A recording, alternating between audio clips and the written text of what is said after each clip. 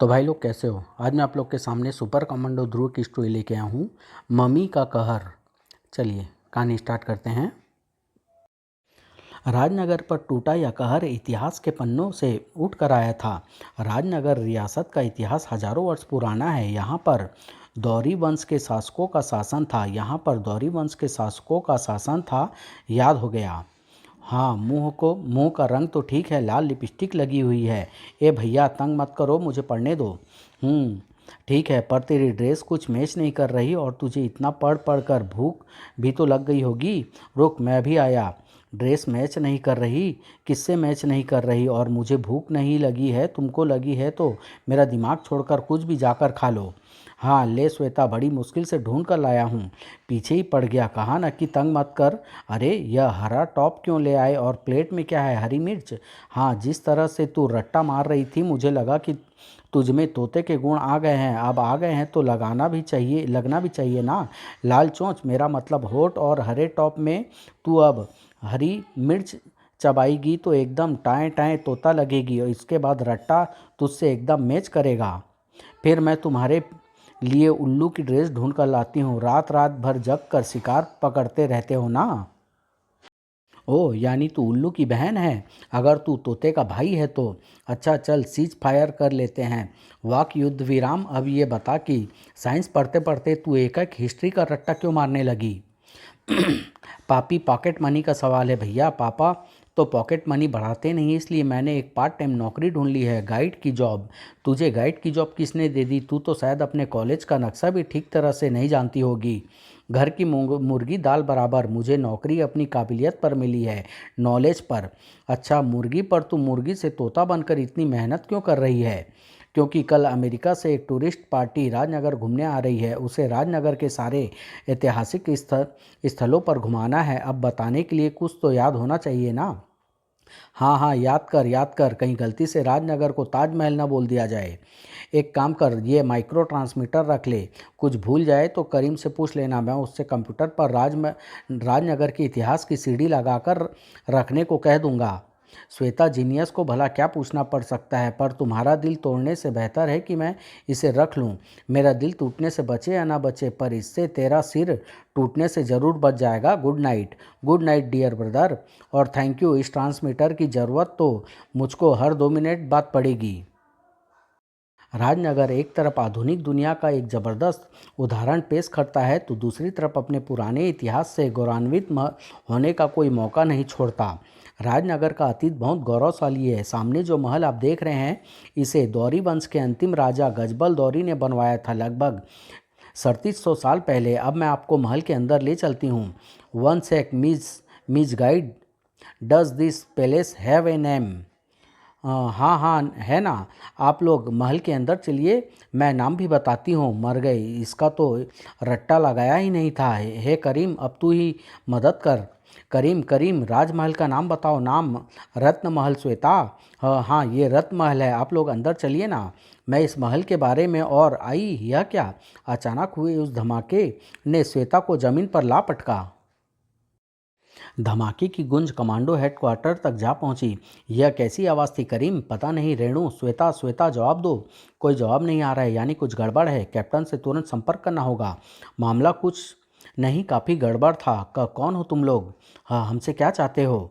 तुम्हारी मेहमान नवाजी करना चाहते हैं। हम कश्मीर की जंगे आज़ादी के सिप सालार हैं, जिहाद ए लश्कर के सदस्य। कश्मीर मसले को अंतर्राष्ट्रीय स्तर पर उठाने की हमारी कई कोशिशें नाकाम हो चुकी है, लेकिन इस बार नहीं होगी। इस बार हम अमेरिका से ही तस्करी द्वारा लाए गए अत्याधुनिक इलेक्ट्रॉनिक हथियारों से तुम अमेरिकियों को ही बंधक बनाएंगे, और जब हम तुमको एक एक करके मार कर तुम्हारी लाशों को अमेरिका दूतावास के आगे फेंकेंगे तो अपने आप ही सारी दुनिया की नज़र कश्मीर की तरफ घूम जाएगी। चलो खंडहर के अंदर चलो।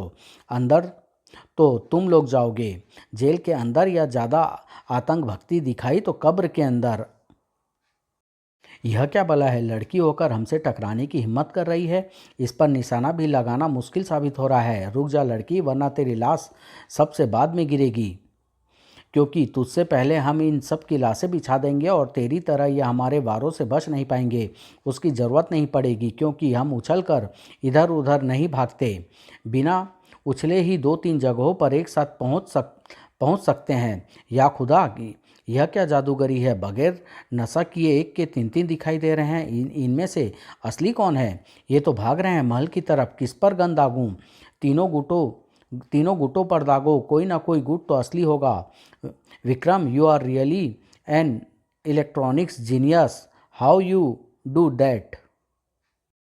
मैं अपने द्वारा बनाए गए कुछ खास इलेक्ट्रॉनिक यंत्रों को हमेशा साथ में लेकर चलता हूँ। यह कमाल स्क्रीन मेकर और 3 वे माइक्रो प्रोजेक्टर का है। स्क्रीन मेकर को जहाँ भी ज़मीन पर डाल दो वह वहाँ की हवा को एक ऐसे पारदर्शी पर्दे में बदल देता है जिस पर 3 वे माइक्रो प्रोजेक्टर द्वारा छोड़ी गई स्पेशल पिक्चर साफ नज़र आती है। 3 वे प्रोजेक्टर भी वही ज़मीन पर पड़ा पड़ा हमारे ग्रुप की पिक्चर के को 2 और जगहों पर प्रोजेक्ट कर रहा है, इसलिए हम 3 जगहों से एक साथ नजर आ रहे हैं। अब हम महल के अंदर छिपकर मदद का इंतजार करेंगे। यह लड़की जहाँ से आई है वहाँ से और लोग भी आते होंगे। उस अमेरिकी पर्यटक का ख्याल गलत था, लड़की कहीं और से नहीं आई थी। हाजी पीर, वे तो महल के अंदर घुस गए। वे भागकर कहाँ जाएंगे? उनको तो हम ढूंढ ही लेंगे। पहले खुदा के बंदों के काम में टांग अड़ाने वाली इस लड़की को खुदा तक पहुँचा दे।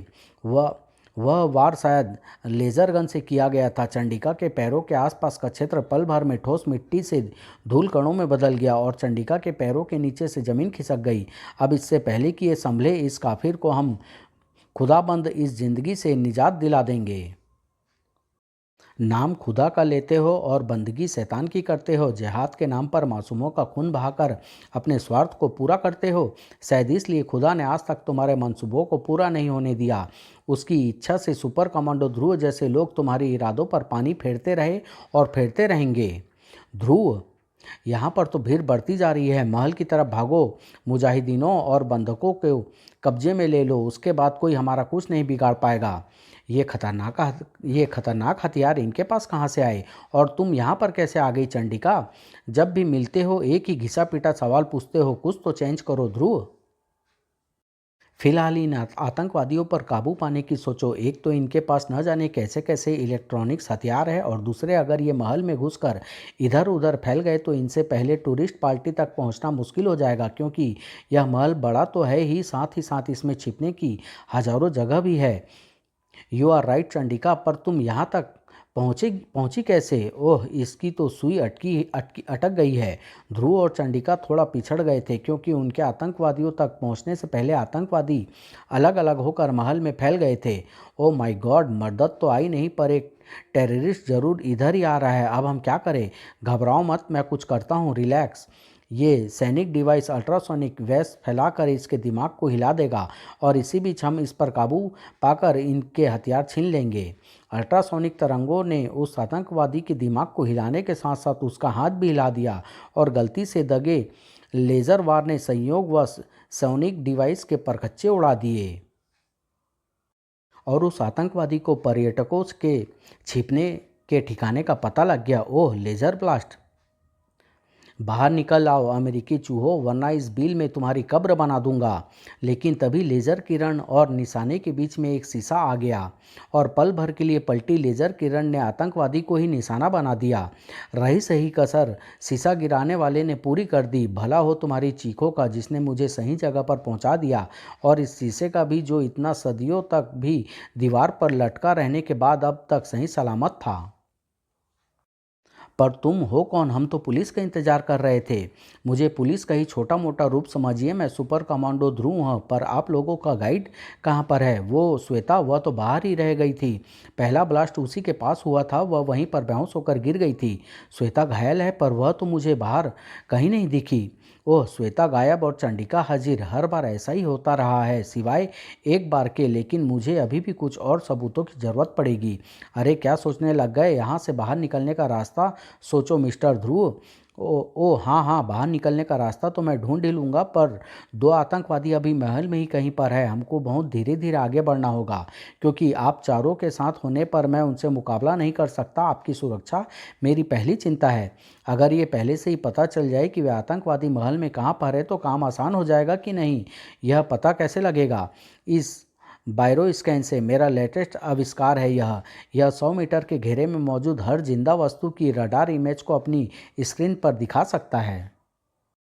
You are really an electronics wizard. Vikram, Vikram नाम तो हिंदुस्तानी है, पर तुम तो कहीं से भी हिंदुस्तानी नहीं लगते।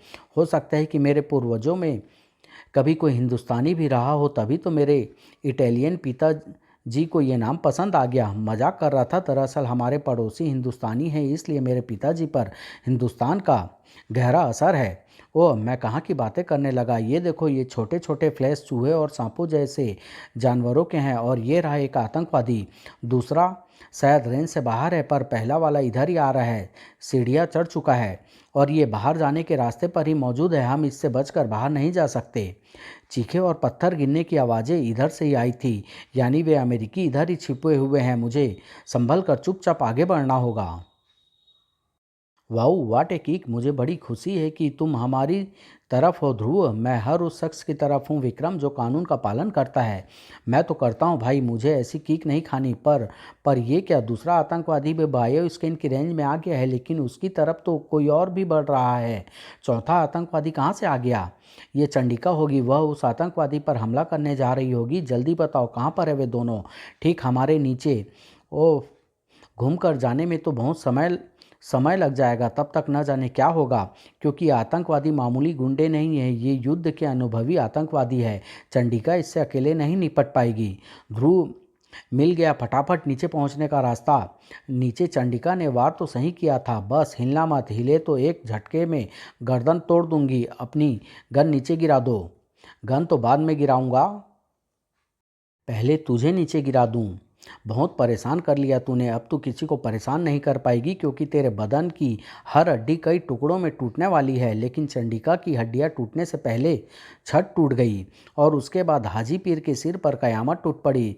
गुड विक्रम, उस आतंकवादी की लेजर गन से फर्श में छेद करके नीचे पहुंचने का आइडिया वाकई में फटाफट आइडिया था। तुम सबकी मौत भी उतनी ही फटाफट होगी लड़के, क्योंकि अब मैं इस इलेक्ट्रॉनिक गन का शूटिंग मोड बदल दूंगा। अब इसमें से वे लेज़र किरणें नहीं निकलेगी जिनका निशाना साधना पड़ता है, बल्कि वे इलेक्ट्रॉन रोज निकलेगी, जो वातावरण में इधर उधर फैल जाती है और जिसके हमले से शिकार कभी बच नहीं पाता। ये इलेक्ट्रॉन रेज हम पर करंट लगने से असर कर रही है, और हमारे साथ साथ इन्होंने पर्यटकों को भी लपेट में ले लिया है। जल्दी ही कोई रास्ता सोचना होगा, वरना हम सब एक साथ मारे जाएंगे। कोई रास्ता नहीं है ध्रुव, इन किरणों से तो कोई किसी चीज की आड़ लेकर भी नहीं बचा जा सकता। ये तो बादलों में चमकती बिजली की तरह टेढ़ा मेढ़ा रास्ता तय कर सकती हुई कहीं पर भी घूम सकती है। उस बिजली की भी तड़ित चालक यानी लाइटनिंग रॉड की मदद से रास्ता दिखाया जा सकता है चंडिका। और इसी बात से मुझे एक आइडिया आ गया है। तू मुझ पर डोरी फेंक रहा है, तू समझता है कि तू डोरी के सहारे मुझसे जुड़ जाएगा, तू करंट का असर मुझ पर भी आ जाएगा। तू ठीक समझता है। तू असर आएगा तो ज़रूर, पर मामूली सा, क्योंकि इलेक्ट्रॉन रेज का ज़्यादातर चार्ज तो तेरा ही बदन सोख ले रहा है। ऐसा है तो मैं अपने बदन को बीच से हटाकर तुम्हारे चार्ज से तुम्हारा सीधा संपर्क करवा देता हूँ, हॉट लाइन से। स्टार लाइन का दूसरा छोर गन के बैरल में फंसते ही हवा में फैल रही इलेक्ट्रॉन तरंगों को एक रास्ता मिल गया, और वह रास्ता हाजी पीर के शरीर पर जाकर खत्म होता था। सुपर्ब ध्रुव, बहुत खूब। तुम्हारे जैसा दिमाग मेरे पास होता तो हर चीज़ का ही इलेक्ट्रॉनिक का बना देता। तब तो भगवान का शुक्र है कि तुम्हारे पास वैसा दिमाग नहीं है। खैर, अब पुलिस के आने तक यहीं इंतज़ार करना पड़ेगा, इनको छोड़कर नहीं जाया जा सकता। पर तब तक हम करेंगे क्या? हाँ, अब करना है। अब क्या करना है? हमारी आज की ट्रिप तो बेकार हो गई, और कल हमको वापस जाना है। नहीं नहीं, ट्रिप बेकार क्यों होगी? ट्रिप बेकार करवा देगी तो मेरी फीस मारी जाएगी। आइए, तब तक मैं आपको राजनगर के दौरी वंश का इतिहास सुनाती हूँ। ओह श्वेता, तुम गायब तो चंडिका हाजिर, और अब चंडिका गायब तो तुम हाजिर। तुम हमारी गाइड को जानते हो? हाँ, ये मेरी बहन है श्वेता। हाँ तो अमेरिकन भाइयों बहनों, मैंने आपको दौरी वंश के अंतिम राजा गजबल दौरी के बारे में बताया था। गजबल दौरी के सिर्फ एक पुत्र था, जो जंगल में शिकार खेलते वक्त लापता हो गया था। जीवन भर गजबल उसकी तलाश करता रहा, पर वह नहीं मिला। गजबल को फिर भी यकीन था कि उसका बेटा जिंदा है, इसलिए मरने से पहले उसने अपने खजाने को एक गुप्त तहखाने में रखवा दिया, और यह आदेश दिया कि उसके मरने के बाद उसके शव को रसायनों द्वारा संरक्षित करके उसी तहखाने में रखवा दिया जाए। ओह, इसका मतलब शव संरक्षण यानी मम्मी बनाने की कला सिर्फ मिस्र वालों की ही नहीं, भारत वालों के पास भी थी। अब कहते तो यही हैं, पर सबूत अब तक किसी को नहीं मिला। सबूत गजबल दौरी कि वह मम्मी है जो इसी महल के किसी तहखाने में दफन है। अच्छा, अब आगे तो सुनो, वरना रट्टा लगाया हुआ कहीं भूल गई तो अब मेरा तो माइक्रोफोन भी धमाके से ख़राब हो गया है, करीम से पूछ भी नहीं पाऊंगी। हाँ तो गजबल दौरी को नहीं, गजबल दौरी ने, अच्छा हाँ याद आ गया, गजबल दौरी को उसके खजाने के साथ मम्मी बनाकर दफना दिया गया। कहते हैं कि गजबल दौरी की आत्मा उस खजाने की रखवाली करती है ताकि जब भी उसका कोई वंशज वापस आए तो वह उसको सौंप सके, और अगर किसी और ने उसके खजाने को हाथ लगाया तो उसकी मौत बहुत भयानक होगी। बस खत्म। कौन खत्म? कहानी खत्म, आज का टूर खत्म, मेरा काम खत्म। मैं तो चली बिल बनाने।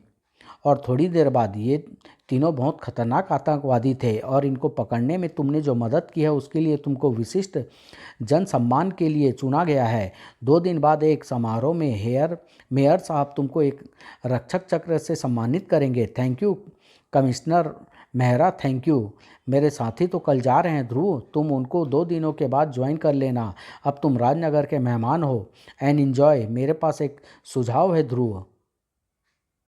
श्वेता से मम्मी की बात सुनकर मुझे उसको ढूंढने की इच्छा हो रही है। मैं ऐसे इलेक्ट्रॉनिक खोजी यंत्र बना सकता हूँ जो खजाने को ढूंढ सकते हैं, और अगर खजाना मिल गया तो मम्मी भी ज़रूर मिलेगी। I want to see an Indian mummy. Wonderful Vikram, अगर तुम ऐसा कर सको तो पुरातत्व जगत की मदद करने के साथ साथ तुम भारत सरकार की भी मदद करोगे। वह खरबों रुपये का खजाना ढूंढकर और अपनी मदद भी करोगे, क्योंकि फिर उस खजाने की कीमत का 10% धन तुमको भी मिलेगा। 10%? ओ माई गॉड, ओ माई गॉड, इतना सारा पैसा। ओके ध्रुव, डन। आज रात को बैठकर मैं यंत्र बनाऊंगा और कल से खोज चालू कर देते हैं। पर यह बात ध्यान रखना विक्रम, जो खजाने को हाथ लगाएगा मम्मी उसको नहीं छोड़ेगी। कहीं ऐसा ना हो कि मम्मी सचमुच उठ खड़ी हो और उसका कहर सबसे पहले तुम पर ही टूटे।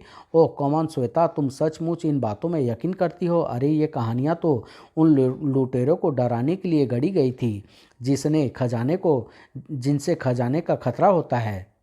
ओके ध्रुव, तुम बाकी तैयारी करके रखो, मैं सुबह सुबह खोजी यंत्र बनाकर तुमको फ़ोन करता हूँ। सी यू टुमारो।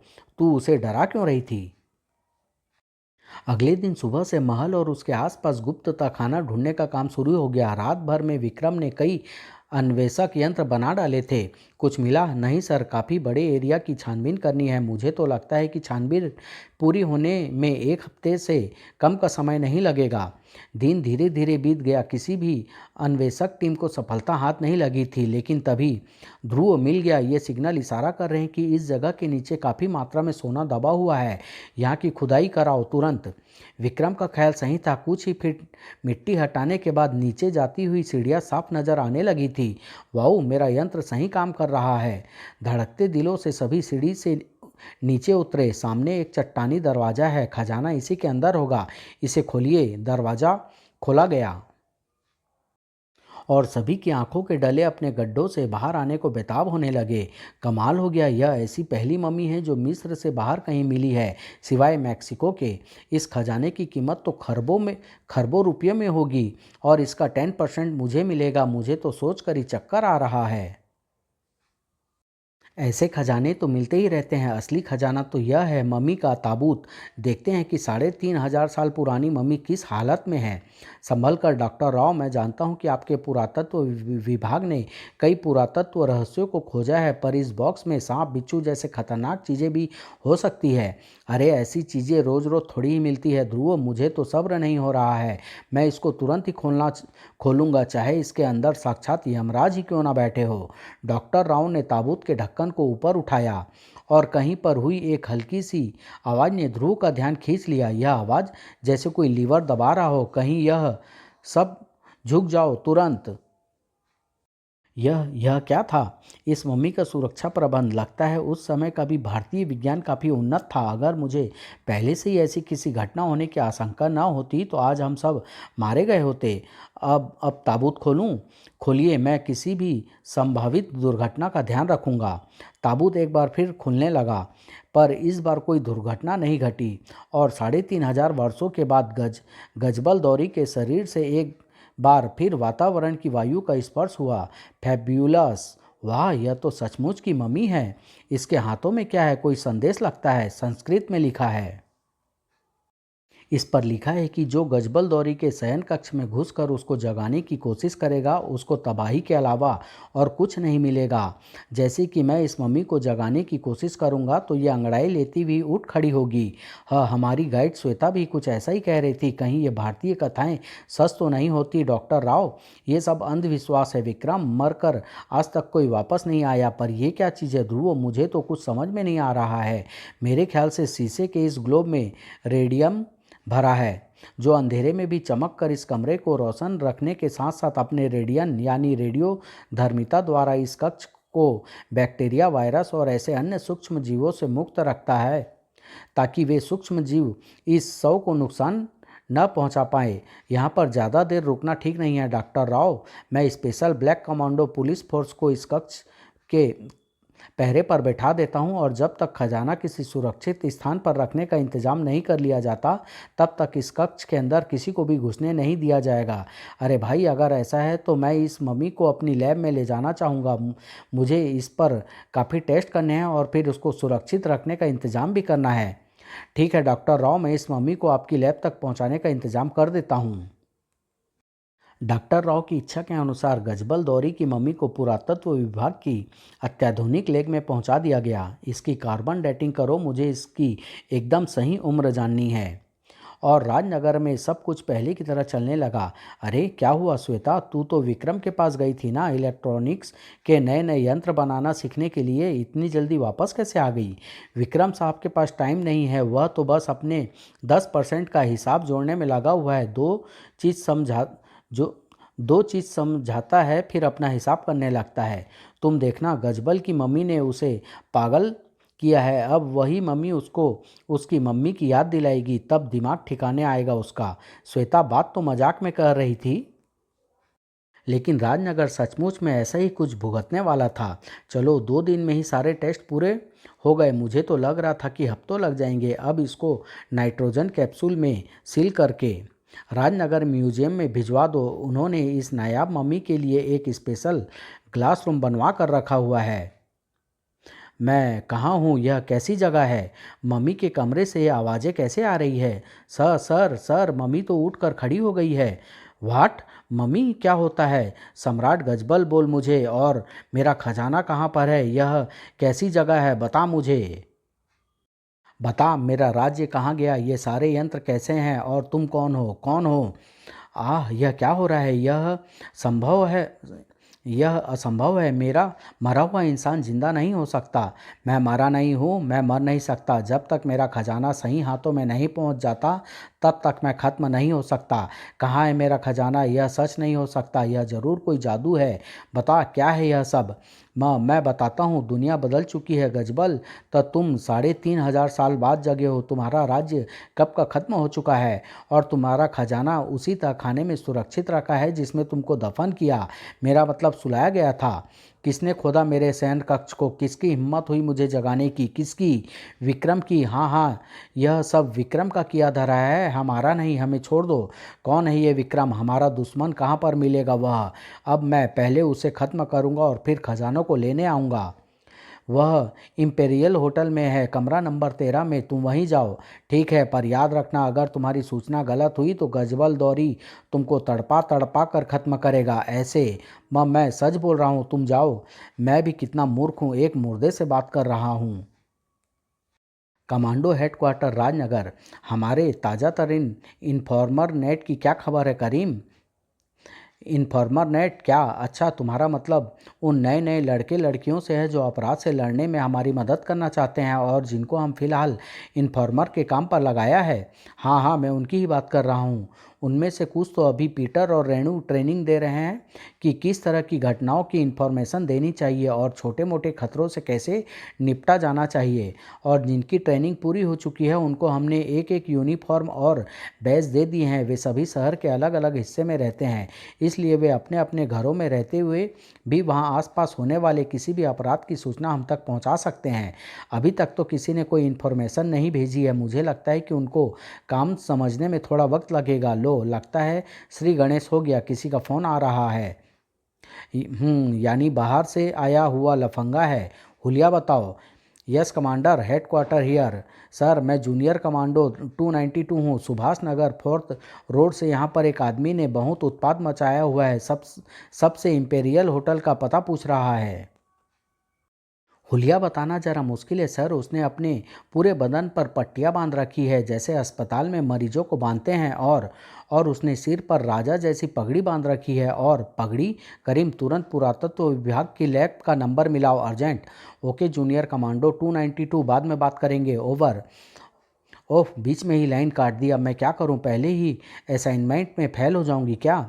नहीं, मैं खुद इसको रोकूंगी। एक कमांडो के लिए कुछ भी असंभव नहीं होता, यही हमको सिखाया गया है। जूनियर कमांडो 292 स्थिति की गंभीरता को समझ नहीं पा रही थी। बता, किधर है इम्पेरियल होटल? बता। और उधर कहो तो मैं लिफ्ट दे दूं। बस मेरी जान बख्श दो। लिफ्ट तो अब सबको हम देंगे, जेल तक।